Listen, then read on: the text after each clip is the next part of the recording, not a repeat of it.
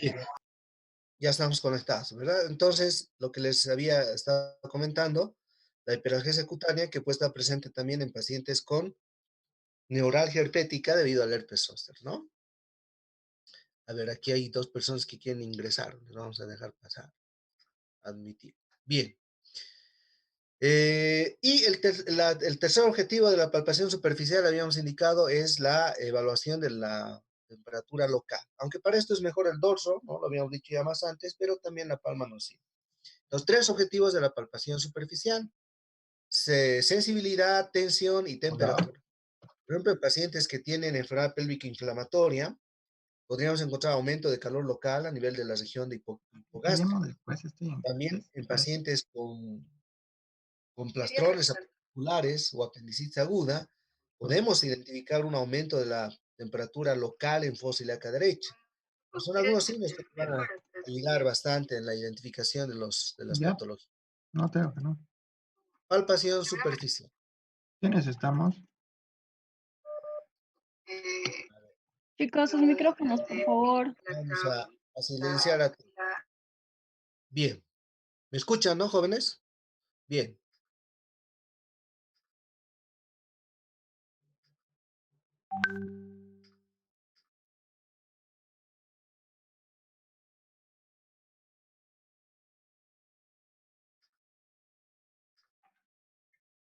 ¿Me escuchan, no?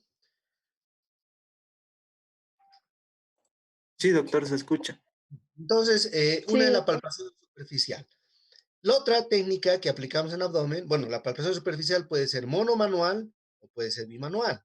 Y recordemos que cuando aplicamos la técnica bimanual, tenemos la técnica de yuxtaposición, donde vamos a entrelazar los dedos pulgares e índices y vamos a aplicar toda la palma de ambas manos, o la técnica de la superposición, en la cual vamos a colocar la mano más hábil debajo y la mano menos hábil arriba para que empuje y podamos identificar algunas alteraciones, ¿no? Bien, la palpación profunda, el objetivo de la palpación profunda es identificar las características de los órganos intraabdominales o bien la presencia de masas o tumores que pudieran existir en la cavidad.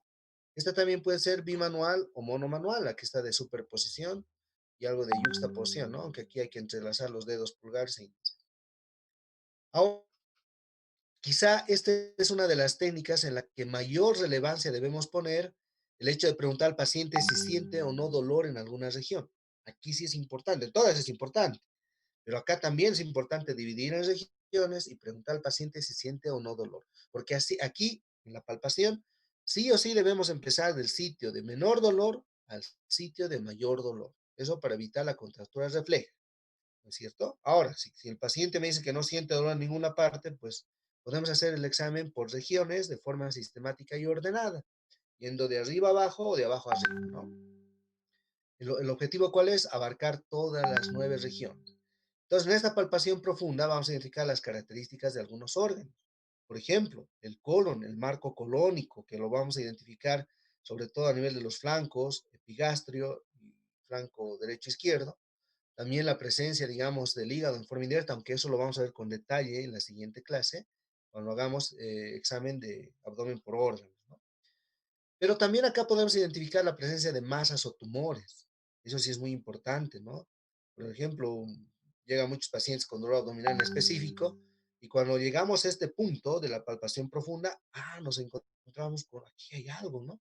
Una masa, a ver, y resulta que es un tumor. O como nos ha tocado muchas veces, ¿no? Vienen así jovencitas ahí, no estén más, no, ¿cómo? Pues doctor, se enojan de paso. Y cuando palpamos hay una masa aquí, ¿no?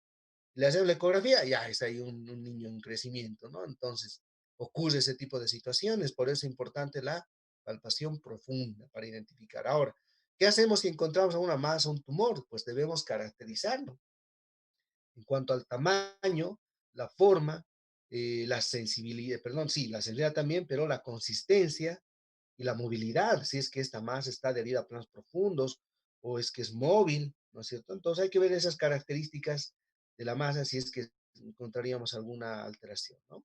Básicamente, esa es la técnica de la palpación, tanto superficial como profunda. Recordemos que para esta técnica nuestras manos deben estar previo un lavado de manos clínico, las uñas bien recortadas, no debemos hacer uso de anillos, ¿no es cierto? Ni mucho menos. Las uñas bien recortadas, las manos a una temperatura adecuada, etcétera, ¿no? Y siempre debemos realizar la técnica de forma suave, digamos, sin producir molestias o dolor al paciente. Ahora aquí, cuando hacemos la técnica de palpación, muchas veces utilizamos algunas maniobras de distracción. Y esto es sí muy frecuente, muy importante que lo remarquemos, ¿no? Llegan muchas veces a la consulta o a la emergencia pacientes simuladores, grandes simuladores, sobre todo jóvenes, ¿no? Que tienen disgusto ahí con sus parejas, ¿no? Que vienen ahí simulando que sienten un dolor intenso abdominal, ¿no?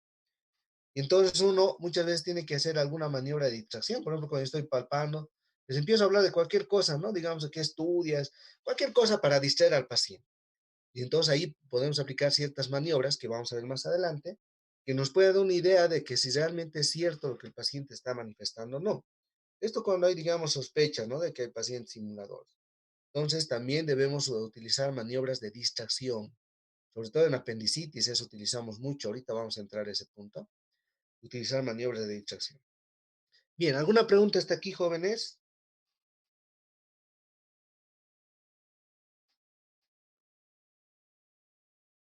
¿Ninguna pregunta?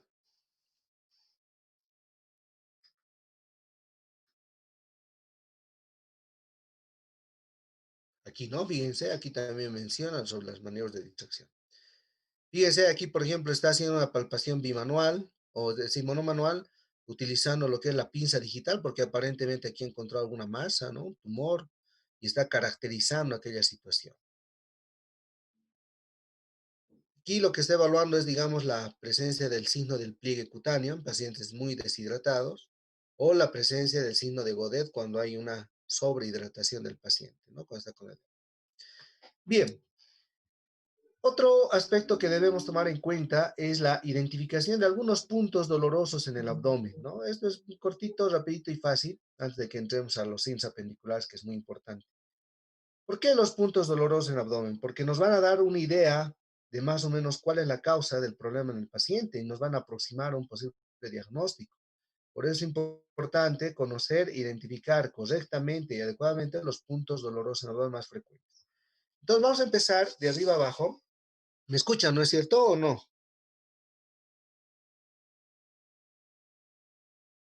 Sí, doctor, se escucha. Ya, bien, muy bien. Entonces, de arriba abajo vamos a empezar, digamos, con el primer punto que se llama el punto cístico. Este punto lo vamos a localizar trazando una línea imaginaria que vaya desde el ombligo hasta el hueco axilar, ¿no? Y la intersección de esta línea con el reborde costal, justo por debajo vamos a encontrar el punto cístico. ¿Qué representa el punto cístico para nosotros? Representa la vesícula biliar y las vías biliares.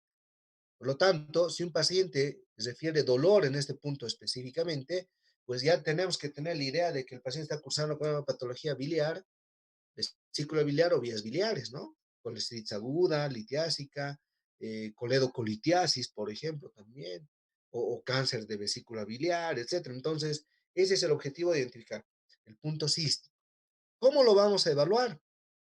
Para el punto cístico hay una maniobra, ¿no? Bien específica que se llama la maniobra de Prong, P-R-O-N, Prong. La maniobra de Prong que consiste, no sé si aquí está un dibujito, pues no, esto ya es apenas. Consiste en contraponer los dedos pulgares. A ver, voy a poner, no sé, a ver, ¿dónde está? Ahí está. ¿Ven mis dedos, jóvenes? Así, tal como estoy haciendo, ¿no? Consiste en contraponer los dedos pulgares de esta forma y con estos pulpejitos, estos dos pulpejos de los pulgares, vamos a aplicar justo sobre el punto cístico que habíamos mencionado, ¿no? A ver, ¿dónde está nuestra figura? Aquí está. Este es el punto cístico. Entonces, con los dos dedos pulgares que habíamos indicado, vamos a aplicar sobre este punto y vamos a hacer una presión. Pero antes de presionar el punto cístico, le vamos a pedir al paciente que inspire, que meta aire. Y el momento que el paciente esté empezando a inspirar, nosotros presionamos con los dedos contrapuestos pulgares, presionamos el punto cístico. Si el paciente tolera, no muestra ningún signo, nada, pues está normal. Pero ¿qué pasa si el paciente corta la inspiración y refiere dolor? Ese se llama el signo de Murphy. No se olviden, Murphy, ¿no? Con PH, Murphy. El signo de Murphy, a través de la identificación sobre el punto cístico con la maniobra de Prong, significa que tenemos un cuadro de vesícula aguda, ¿no? Colecistitis aguda. El signo de Murphy. Entonces no se olviden, el signo de Murphy. A esto se añade además la puñohepatopercusión, que consiste en colocar la palma de una de las manos sobre la parrilla costal a nivel del reborde y con la otra, ¡pum!, percutimos, ¿no es cierto? Puñohepatopercusión.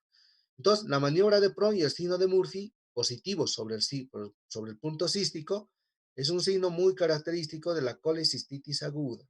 No se olviden, primer punto cístico. Así es como hay que explicarlo, abordarlo, identificarlo y analizarlo, ¿no? E interpretarlo. Yendo un poco más abajo, vamos a encontrar los signos apendiculares, que los vamos a repetir más adelante, pero acá ya hay que mencionar, ¿no? Tenemos el punto de McBurney, aquí está, el punto de McBurney. Famoso punto de McBurney, ¿no? ¿Cómo identificamos este punto? Trazando una línea que va del ombligo a la espina ilíaca anterosuperior del lado derecho. Recordemos, esta es la cresta ilíaca. Más o menos por aquí hay otro relieve óseo, tóquense ahorita si quieren.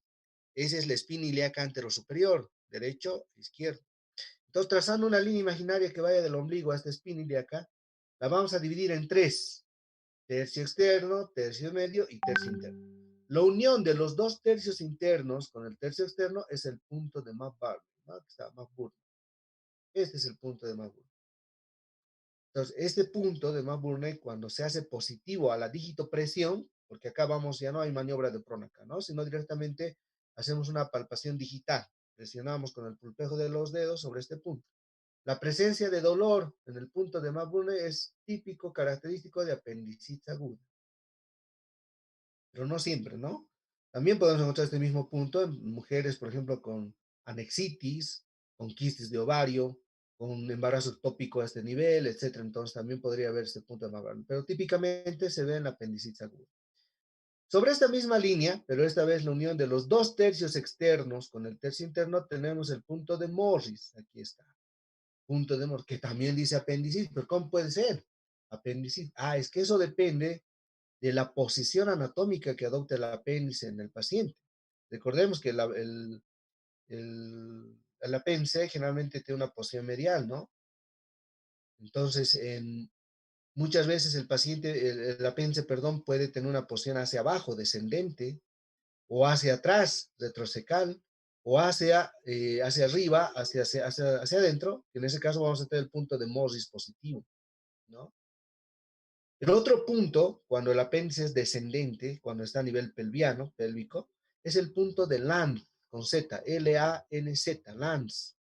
El punto de Lanz es un punto que se localiza trazando una línea imaginaria que una ambas espinas ilíacas anterosuperiores. Aquí están, la línea bilíaca.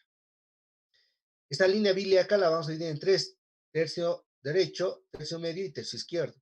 La unión del tercio medio con los dos tercios izquierdos, ese es el punto de Lanz. Y este punto se va a presentar en apéndice de localización anatómica pelviana, ¿no? Pélvica. El punto de McBurney en una posición, digamos, normal, medial. El de Morris en una posición hacia adentro. Y hay otro punto, ¿no? El punto del SN, que lo vamos a ver más adelante, que es cuando el apéndice tiene una posición retrocecal y ascendente. Muchas veces, por ejemplo, nos ha tocado ver pacientes que nos confunden, ¿no? Ah, tiene una colecistitis aguda porque el dolor es aquí. Y resulta que era una apendicitis retrocecal ascendente. Y su apéndice era largo, llegaba hasta acá y por eso que dolía esta parte, ¿no? Entonces hay que tener siempre esas sospechas diagnósticas. Por eso es importante estos puntos dolorosos en abdomen.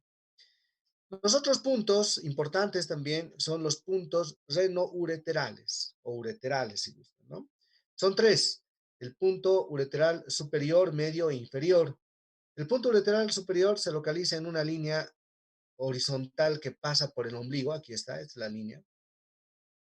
Y la intersección de esta línea con el borde externo del músculo recto anterior del abdomen, que es este, ese es el punto ureteral superior. aquí está, representa sobre todo la emergencia de lo que es el uréter a nivel de la pelvis renal. Esa es su representación, el punto ureteral superior. ¿En qué situaciones vamos a tener un punto ureteral superior doloroso? Pacientes con pielonefritis, ya, infecciones urinarias que ya han llegado hasta la pelvis renal, pielonefritis aguda, pacientes con tumores a nivel del riñón, que se localiza a ese nivel, o pacientes con litiasis renal, ¿no? Cuando el lito o el calculit se localiza a ese nivel, entonces ahí vamos a tener un punto ureteral superior positivo. El otro punto es el punto ureteral medio. El punto ureteral medio se localiza en la línea bilíaca que ya habíamos visto, y la intersección de esta línea con el borde externo del músculo recto anterior del abdomen. Justo ahí está el punto ureteral medio.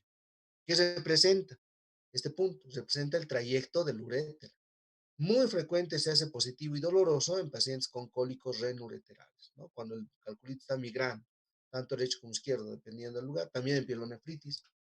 Ahí vamos a encontrar el punto ureteral medio. Y el punto ureteral inferior no es accesible desde la palpación superficial, ¿no? Si no, lo podemos acceder a través del tacto rectal. Cuando hacemos el examen de tacto rectal, ahí sí podemos acceder al punto ureteral inferior, que representa la unión del uréter con la vejiga. La unión del uréter con la vejiga representa el punto ureteral inferior, que lo accedemos simplemente o solamente a través del tacto rectal, del examen proctológico. A través de la palpación superficial no podemos acceder al punto ureteral inferior. Cuidado que en su examen les pregunte, a ver, ¿cómo usted palpa el punto ureteral inferior? Ahí nos dicen, no, no, es un punto que no se accede por la palpación superficial, sino solamente a través del tacto rectal. Y representa la unión del uréter con la vejiga.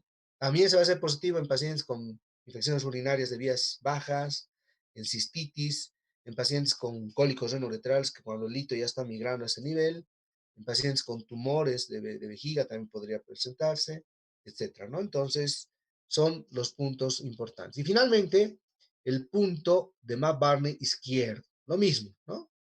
El mismo trazo, pero a nivel izquierdo. La unión del tercio externo con los dos tercios internos al lado izquierdo es el punto de Matt-Barney izquierdo.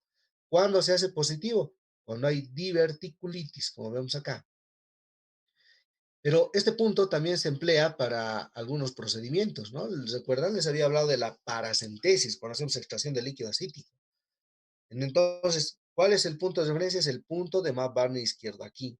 Porque habíamos dicho que el meso, aquí está el colon sigmoides, su meso es muy amplio, por lo tanto es móvil y hay menos riesgo de producir alguna perforación o lesión de intestino a este nivel. Punto de Matt-Barney izquierdo. Pero también en pacientes con diverticulitis podemos tener ahí un punto de Matt-Barney izquierdo positivo, ¿no? Entonces, básicamente esos son los puntos más importantes dolorosos en el abdomen. No se olvide. Podría tocarse eso en su examen quizá, ¿no? Pero también cuando esté enfrente a un paciente real, y digamos venga con sintomatología de infección urinaria, pues tienen que buscar estos puntos, ¿no? Ureteral superior, medio, inferior, si se puede el inferior. Si viene un paciente con sospecha de colitis aguda, maniobra de Prohm, signo de Murphy, punto cístico. Si viene un paciente con sospecha de apendicitis, ahorita vamos a ver la apendicitis aguda, ¿no? Bien, ¿alguna pregunta hasta aquí, jóvenes? Para pasar a lo que es el examen de fosa ilíaca derecha. Bueno, si no hay preguntas, entonces pasamos al siguiente. Exploración de fosa ilíaca derecha. Esto es algo que hemos visto muy necesario introducir dentro de lo que es la exploración ilíaca de abdomen, porque en la práctica pues vemos que hay mucha deficiencia en cuanto al diagnóstico de apendicitis aguda. Mi turno del día sábado, ¿no? Me llegó una paciente con plastrón apendicular, ¿no? Así les comenté. ¿No? Una señora joven que 5 días la han estado viendo en policlínico por dolor inespecífico. Le han estado dando analgésicos y una serie de cosas, ¿no? Pero era pues una apendicitis aguda ya con plastrón, ¿no? Terrible esa paciente, tuvo que entrar a quirófano de urgencia. Entonces, hay esas deficiencias y eso es porque no, digamos, evaluamos correctamente una patología tan prevalente y de tan alta incidencia y prevalencia en nuestro medio como es la apendicitis aguda. Me imagino que tal vez alguno de ustedes ya ha sido operado de apéndice, ¿no? Pero las probabilidades de que en algún momento nos dé esto, pues es altísima, altísima, ¿no? Este es el famoso apéndice, un vestigio del desarrollo embrionario que básicamente no sirve para nada, aunque muchos dicen que sí hay tejido linfóide acá, ¿no? Por eso es que en algunos jóvenes que enferman de amigdalitis, no aparecen con apendicitis aguda. ¿Por qué? Por el tejido linfóide, ¿no? Sin embargo, también indican que como es un vestigio, pues no hay mayor funcionalidad del apéndice a este nivel. Pero sí que nos da procesos inflamatorios infecciosos, sí, por la obstrucción, ¿no? Por fecalitos generalmente. aquellos que comen muchas semillas, esas grandes como la semilla del tomate, el atún, etcétera, ¿no? Se puede producir ese nivel. Son algunas de las teorías, digamos, de la fisiopatología de la apendicitis aguda. Aquí vemos las fases de la apendicitis aguda, ¿no? Está la fase catarral o mucosa, donde hay inflamación, macroscópicamente normal. Luego viene la flemonosa o fibrinosa, donde ya hay una ulceración de la mucosa. La purulenta, generalmente llegan en estas dos etapas. Cuando ya hay exudado purulento en la luz y a nivel periapendicular. Y la fase gangrenosa, cuando ya hay necrosis y perforación, peritonitis localizada, ¿no? Entonces, aquí está, el 60% de los casos de etiología principal es obstrucción de hiperplasia linfoide. Y en 30-40% de los casos un fecalito o apendicolito, ¿no? Ahí está, esa es entonces la explicación de la apendicitis aguda. Pero así, como vemos, es una patología muy frecuente, muy, muy frecuente, por lo tanto hay que saberla identificar. Y entonces, para la identificación de una apendicitis aguda, tenemos que explorar pues la fosa ilíaca, pero no solo la fosa ilíaca derecha, ¿no? Sino tenemos que identificar los signos apendiculares. Y estos se dividen en signos clínicos, laboratoriales y radiológicos. Estos dos de acá quizá todavía no es, digamos, en cuarto van a llevar esto de radiología y demás, pero y es importante que vayan, digamos, aprendiendo, ¿no? Entonces, para un adecuado diagnóstico de apendicitis aguda debemos reunir tanto signos clínicos, laboratoriales y radiológicos.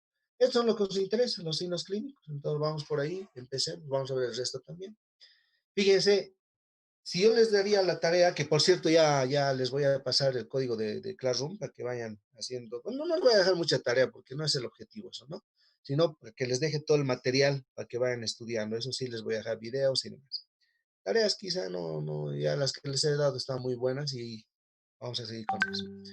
Entonces, de los signos clínicos, si revisamos, digamos, un poquito la literatura, nos vamos a encontrar con más de 60 signos apendiculares. Uy, hay un montón de signos. Pero no todos tienen la sensibilidad y la especificidad necesaria para hacer el diagnóstico, ¿no? Por ejemplo, hay un signo que muchos me mencionan, el signo de Aarón. Bonito el nombre, ¿no? Aarón. Pero dice el signo que, ¿cómo era? Cuando se presiona la fosa ilíaca derecha duele el epigastrio, dice. Ya está bien, pero digamos de 1000 pacientes tendrán pues 10, entonces muy poco específico, ¿no es cierto? Y hay así muchos signos, el signo de Chutro también. De Chutro que, bueno, se ve con alguna frecuencia, ¿no? Es cuando es la desviación del ombligo al lado afectado por una contracción refleja del músculo en apendicitis ya en etapa avanzada, ¿no? Cuando hay plastrones. El signo de Chutro se llama eso. Y así hay muchos signos que podemos identificar, pero no todos tienen la misma sensibilidad y especificidad. Así que acá vamos a ver ahora los signos que con mayor frecuencia vemos en la práctica clínica diaria. Y esto sí yo lo veo todos los días, como les digo, ¿no? Por turno siempre hay 1, 2, hasta 3 apendicitis agudos. Siempre llegan, o sea, es muy frecuente. Entonces, ¿cuáles son estos signos clínicos? El más importante y el primero, dolor abdominal localizado en fosa ilíaca derecha. Es uno de los signos más importantes, más frecuentes. Tanto así que el paciente llega con posición antálgica. ¿Qué quiere decir eso? Que el paciente ingresa a la consulta agarrándose la fosa ilíaca derecha, ¿no? Y en esa posición así medio doblado, torcido. Esa es la posición antálgica en este caso. Y es dolor en fosa ilíaca derecha. Pero este dolor tiene sus características, ¿no? Generalmente el dolor de la apendicitis aguda inicia a nivel del epigastrio. De inicio empieza a nivel de la región periumbilical para luego descender a la región de abdomen inferior y localizarse finalmente en fosa ilíaca derecha. A eso llamamos nosotros la cronología de Murphy, que es la migración del dolor desde el epigastrio, mesogastrio y finalmente fosa ilíaca derecha. Esa es la cronología de Murphy. Cuidado que se equivoquen con lo que es el signo de Murphy, ¿no? Que habían visto que es de colestitis aguda. Esta es cronología de Murphy. Es la irradiación del dolor, ¿no? La migración del dolor desde la epigastrio, mesogastrio y fosa ilíaca derecha. Y créanme que este signo es muy, muy frecuente. Los pacientes vienen como si hubieran leído el libro de semiología. Le dicen, doctor, así te empezado, ¿no? Nos muestran el ombligo. Luego ha bajado, y ahora está aquí. Y nos muestran la fosa ilíaca derecha, ¿no? Entonces, es muy, muy, muy frecuente y muy característico. Y si no nos dice, pues hay que buscar intencionalmente. Hay que preguntar, a ver, señor, ¿dónde empezó su dolor al inicio? Muéstreme con un dedito. Ya, ahora, ¿dónde está el dolor? Ahora, ¿dónde está? Y entonces nos va mostrando esa cronología que sigue, ¿no? A ver, si revisan un poquito, hay una triada de Murphy y una pentada de Murphy también. Van a revisar un poquito eso, ¿no? Pero este es importante, la cronología de Murphy. Luego, la presencia de náuseas y vómitos después del dolor. Esto también es importante. Justo ayer estaba de turno, domingo ya estaba de turno, y nos llegó una jovencita de 18 años. Pero era vómito y todo el tiempo andaba vomitando, que era lo primero que uno podría pensar. A ver, joven de 18 años, mujer con vómitos, embarazo, ¿no es cierto? No hay dónde perder. Pero también había dolorcito en fosa ilíaca derecha, entonces, no, mejor le haremos todo. Entonces, le hicimos todo y apendicitis aguda, ¿no? Se operó también. Por eso es muy frecuente. Entonces, náuseas y vómitos después del dolor, frecuente. La hiporexia después del dolor también es importantísimo eso, ¿ya? Una pregunta que yo hago muy frecuente a los pacientes es, ¿y cómo está su apetito? Ahorita el paciente, si me dice, no, estoy comiendo normal nomás, doctor, ¿tiene hambre? Sí, quisiera comer ahorita un chilpanchita. Ah, eso ya no es apéndice, ¿no? Definitivamente no es apéndice. Pero si el paciente dice, no he comido nada, ni quiero comer nada, no tengo hambre, hiporexia después del dolor, eso es un signo muy característico de apendicitis aguda, no se olviden, la hiporexia después del dolor. La porción antálgica también. Todos estos signos a la anamnesis, ¿no? Y ahora ya en el examen físico propiamente dicho tenemos estos otros. Aquí tenemos a ver, si quién se acuerda, ¿cuál es el signo de Lenander? A ver, voy a tomar en cuenta para su calificación. ¿Qué es el signo de Lenander? Rápido, nadie me contesta. Ya se olvidaron, joven. El signo de Lenander, ¿cuál es? Nadie. El signo de Lenander, jóvenes, es pues la temperatura diferencial axilorectal. Ya se han olvidado, signos vitales, ¿recuerdan? La temperatura diferencial axilorectal, más de 1 grado. Habíamos dicho que la diferencia entre las técnicas oral, rectal y axilar no varía más de 1 grado, ¿no es cierto? Pero si yo a mi paciente con sospecha de apendicitis le mido la temperatura axilar y al mismo tiempo la temperatura rectal y encuentro que en la axilar tiene 37,2 y en la rectal tiene 39, ese es un signo de Lenander positivo y es un signo de alta sensibilidad también. La temperatura diferencial axilorectal, ¿no? Signo de Lenander. El otro signo que habíamos dicho, ¿no? El signo de abdomen en tabla a la inspección, abdomen en tabla a la palpación y el silencio auscultatorio. El silencio auscultatorio también es un signo de peritonitis generalizada secundario a una apendicitis complicada. Y acá vamos a aventar el cuarto signo de peritonitis generalizada que no nos habían mencionado, que es el signo de Musi, M-U-S-S-I, ¿no? Musi. El signo de Musi es dolor a la descompresión brusca en cualquier parte del abdomen, en cualquier parte, sea epigastro, hipocondrio izquierdo, derecho, fosa, o sea, aprieto y suelto de golpe, eso es descompresión brusca, ¿no es cierto? Que ahorita vamos a ver acá en apéndice también. Pero si hay ese dolor a la descompresión brusca en cualquier parte del abdomen, se llama el signo de Musi, y es un signo de peritonitis generalizada. Entonces hay 4, no se olviden. Puede ser que sea su pregunta de examen, ¿no? 4 signos de peritonitis generalizada a la exploración semiológica de abdomen. Abdomen en tabla a la inspección, abdomen en tabla a la palpación, silencio auscultatorio abdominal y el signo de Musi, ¿no? Entonces no se olvide. Luego tenemos como signos apendiculares también a la exploración física el punto de Barney, el punto de Morris, el punto de Lance, el punto del Lesene. El punto del Lesene es un punto que se localiza a 2 traveses de dedo por encima de la cresta ilíaca del lado derecho, más o menos a la misma altura del punto de Barney, pero por encima de la cresta ilíaca a 2 traveses de dedo. Es el punto del Lesene. Y eso se da cuando hay una apendicitis retrocecal ascendente, ¿no? Punto del Lesene. Luego tenemos el punto de Morris, de Lance, que lo habíamos mencionado, y el signo de Bloomberg. El signo de Bloomberg, como dice acá, es dolor a la descompresión brusca, pero sobre el punto de Barney, a diferencia del signo de Musi. El signo de Musi es dolor a la descompresión brusca en todo el abdomen. En cambio, el signo de Bloomberg es dolor a la descompresión brusca sobre el punto de Barney. Y aquí es donde debemos utilizar maniobras de distracción, ¿no? Yo estoy evaluando y medio que dudo, entonces ahí le distraigo a mi paciente, ¿no? Y le pregunto cualquier cosa, y a medida que le estoy preguntando empiezo a deprimir el punto de Barney, así lentito voy apretando el punto de Barney y distrayendo al paciente de pronto suelto. Esa es la descompresión brusca. Si el paciente distraído no siente dolor, pues eso ya descarta probablemente una apendicitis, ¿no? Pero si a pesar de la distracción el paciente refiere dolor, muestra signos en la fase de dolor, entonces ese es un signo de Bloomberg positivo. Luego tenemos el signo del psoas ilíaco, signo del obturador, el signo del talón, que ahorita lo vamos a ver en gráficas que es mejor. El signo del Robson, este también es un signo muy importante que consiste en hacer una compresión profunda de la fosa ilíaca izquierda, contrario, ¿no? Y al hacer esa compresión profunda de fosa ilíaca izquierda, pues voy a desplazar el gas del colon hacia lo que es el ciego. Distiende el ciego y como el apéndice inflamado, pues produce dolor en fosa ilíaca derecha. Entonces, yo comprimo la fosa ilíaca izquierda y el paciente refiere dolor en fosa ilíaca derecha. Eso es por desplazamiento del gas. Ese es el signo de Robson, que es muy frecuente también en pacientes con apendicitis aguda. Y el otro signo es el signo de Giudice-San Martino. Este signo de Giudice-San Martino está dentro de los protocolos de diagnóstico de apendicitis aguda en todos los centros, también en la caja, y consiste en hacer un tacto rectal y al mismo tiempo palpar la fosa ilíaca derecha, como haciendo una especie de pinza, ¿no?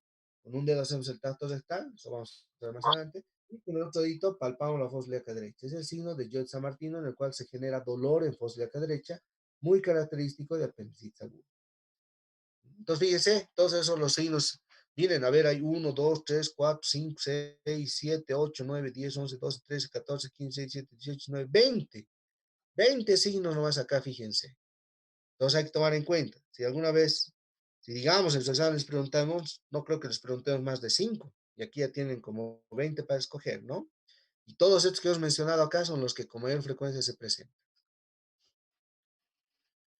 ¿Cuáles son los signos laboratoriales? Esto ya para conocimiento, ¿no? Digamos, no es parte de la semiología, pero sí es importante que conozcamos. Dentro de los signos laboratoriales, básicamente es la presencia de leucocitosis, entre 10.000 y 15.000 leucocitos, ¿no? Les recuento. Pero además asociado a neutrofilia, o sea, eso quiere decir un recuento mayor a 75% de neutrófilos, y la presencia de formas jóvenes de glóbulos blancos, que son los callados o bandas, y todo eso se llama desviación izquierda, que nos representa un proceso inflamatorio infeccioso, ¿no? Infeccioso sobre todo. Leucocitosis con neutrofilia y desviación a la izquierda. Ese es un signo laboratorial característico. Y signos radiológicos, bueno, esto es a la radiología, lógicamente, rayos X de abdomen, aunque hay otros estudios radiológicos más sensibles, ¿no? Como la tomografía de abdomen, que es mucho más sensible, y la ecografía abdominal, que es operador dependiente, pero que no sirve. Pero en radiología, lo que sí podemos observar en un paciente con apendicitis es la escoliosis antálgica. Recuerden, la posición, ¿no? El paciente por contracturas refleja, tuerce la columna hacia el lado afectado y entonces hay una escoliosis antálgica. El borramiento del psoas. El músculo psoas es un músculo retroperitoneal que va desde la columna hasta el hueso ilíaco, y pues cuando hay un proceso inflamatorio a nivel de la apendicitis, por toda esa inflamación que afecta al ciego más, como que se borra, no se ve el psoas de ese lado derecho, al lado izquierdo sí se dibuja muy bonito, pero al lado izquierdo no, al lado derecho no. La presencia de una asa centinela, que significa una dilatación de intestino delgado a nivel del cuadrante inferior derecho con un nivel hidroaéreo, ¿no? Como una reglita está ahí. Y el signo de la carga fecal es cuando se ve imagen en miga de pan bien localizado en lo que es fosa ilíaca derecha o cuadrante inferior derecho. Entonces son algunos signos radiológicos para que lo tomen en cuenta. En función a estos hallazgos clínicos, radiológicos y laboratoriales, pues nosotros podemos aplicar los famosos criterios de Alvarado. Estos criterios de Alvarado son como los criterios de Framingham de la insuficiencia cardíaca, ¿no? Antiguos, pero que hasta la fecha son todavía vigentes y nos sirven. Y los criterios de Alvarado básicamente toman en cuenta pues estos signos que habíamos mencionado, ¿no? Criterios. Dolor en cuadrante inferior derecho ya tiene 2 puntos. El signo de Bloomberg positivo, 1 punto. Migración del dolor, signo de cronología Murphy, 1 punto. Náuseas o vómitos después del dolor, otro punto. Hiporexia después del dolor, otro punto. Signo de Lenander positivo, otro punto. Leucocitos mayor a 10.000, 2 puntos. Neutrofila mayor a 70%, 1 punto. ¿No es cierto? ¿Cómo decidimos? Si el puntaje de todos estos criterios que habíamos mencionado suma entre 0 y 4, eso es negativo para apéndice. O sea, se lo puedes mandar a su casa al paciente. Pero siempre ahí también interviene el criterio del doctor, ¿no? Si va entre 5 y 6, posible apendicitis. Ese paciente requiere observación. observación durante algunas horas más, revaloración, quizá otros laboratorios, etc. Si va entre 7 y 8, probable apendicitis, mucho más cerca de que sea un cuadro apendicular. En ese caso, la observación es más corta, ¿no es cierto?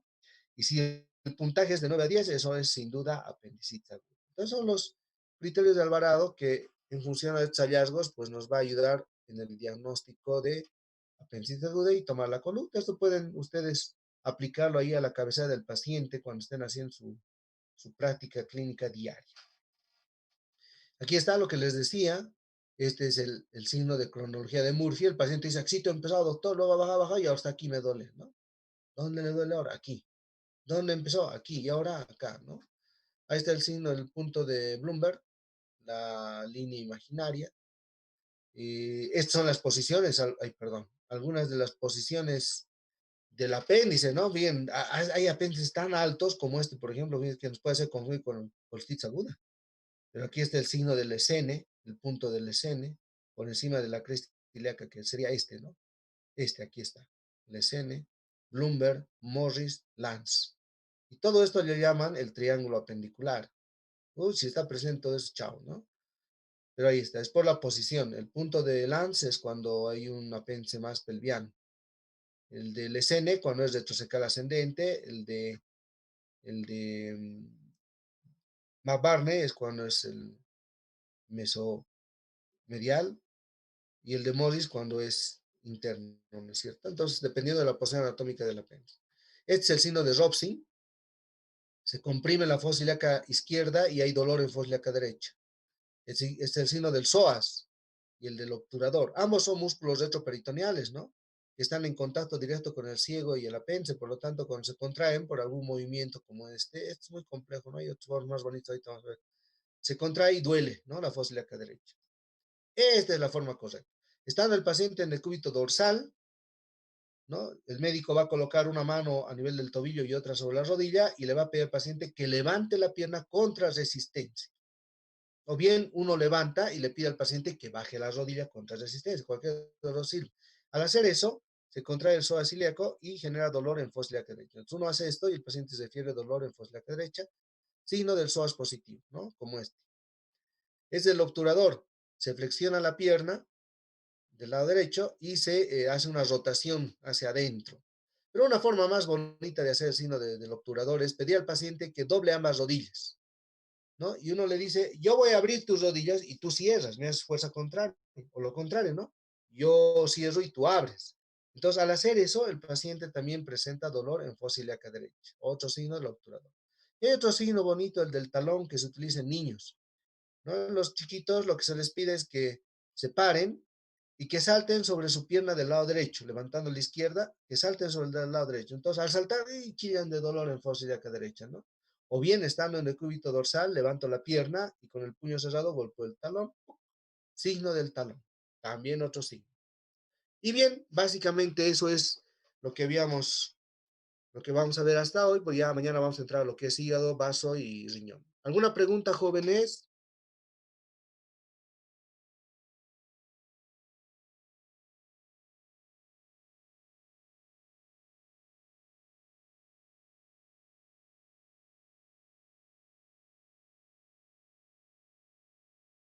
¿No hay preguntas?